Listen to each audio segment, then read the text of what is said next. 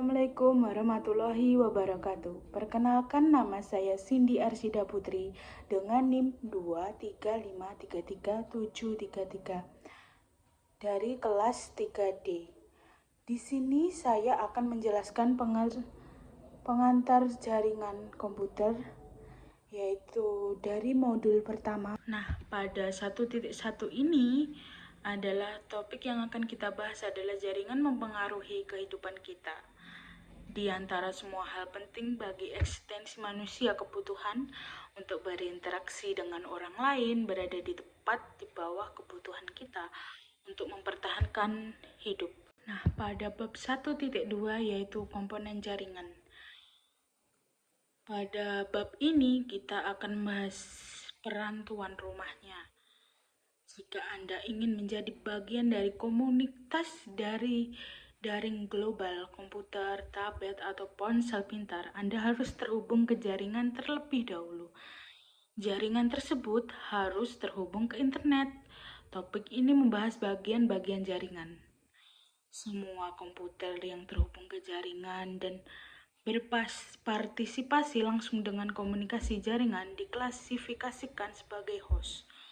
Host dapat disebut perangkat akhir.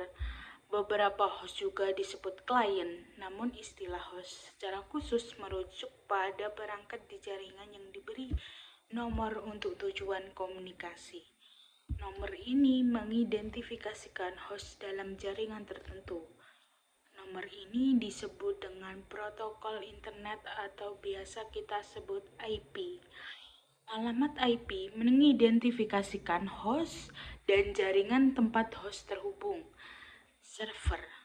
Server adalah komputer dengan perangkat lunak yang memungkinkannya menyediakan informasi seperti email atau halaman web ke perangkat lain di jaringan. Setiap layanan memerlukan perangkat lunak server yang terpisah.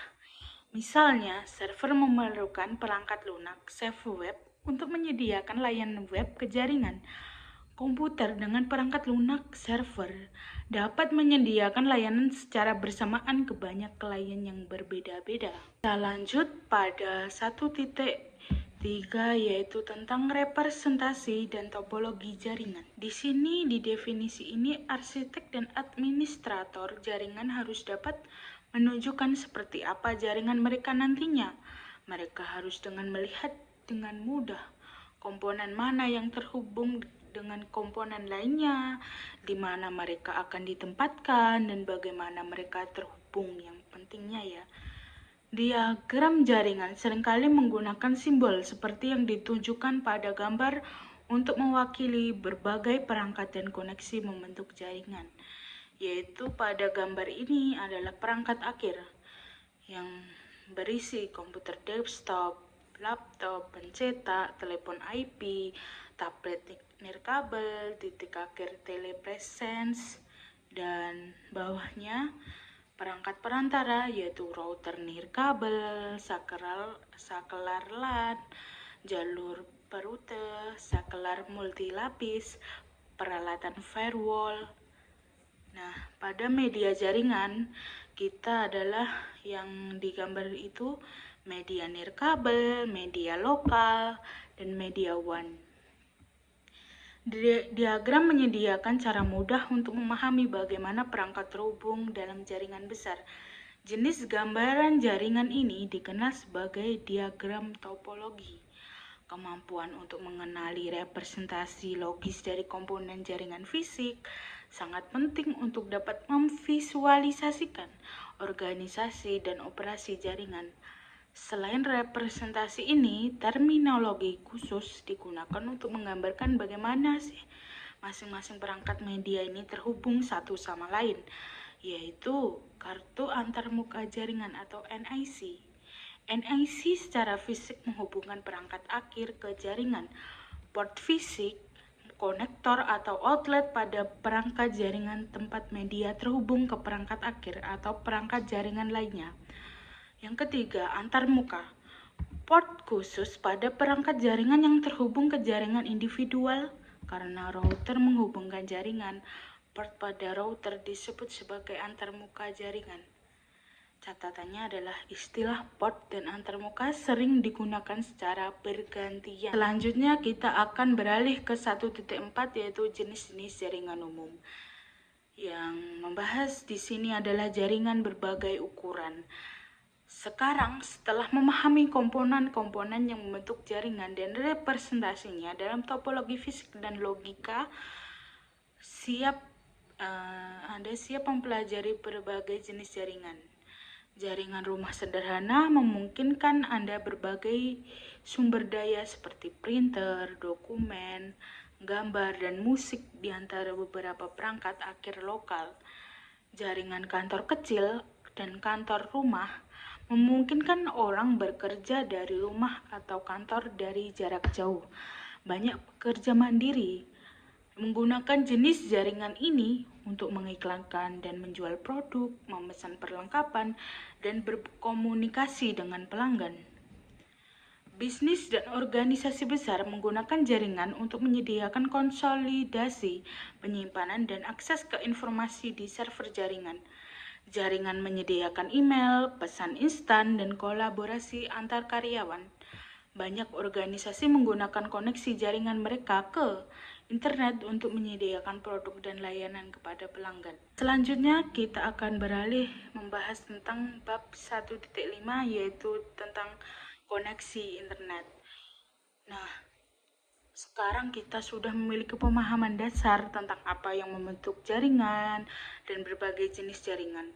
Namun bagaimana caranya sih menghubungkan pengguna dan organisasi ke internet? Seperti yang mungkin sudah Anda duga, ada banyak cara untuk melakukannya. Pengguna rumahan, pekerja jarak jauh, dan kantor kecil biasanya hanya memerlukan koneksi ke ISP untuk mengakses internet. Pilihan koneksi sangat bervariasi antar ISP dan lokasi geografis. Namun, pilihan yang populer meliputi kabel, pita lebar, jalur pelanggan digital pita lebar, WAN, nirkabel, dan layanan seluler. Organisasi biasanya memerlukan akses ke situs perusahaan lain seperti internet. Koneksi cepat diperlukan untuk mendukung layanan bisnis termasuk telepon IP, konferensi video, dan penyimpanan pusat data.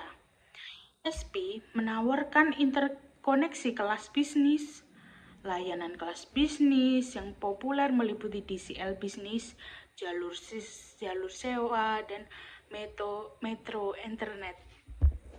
Kita beralih lagi di bab 1.6 yaitu jaringan yang andal.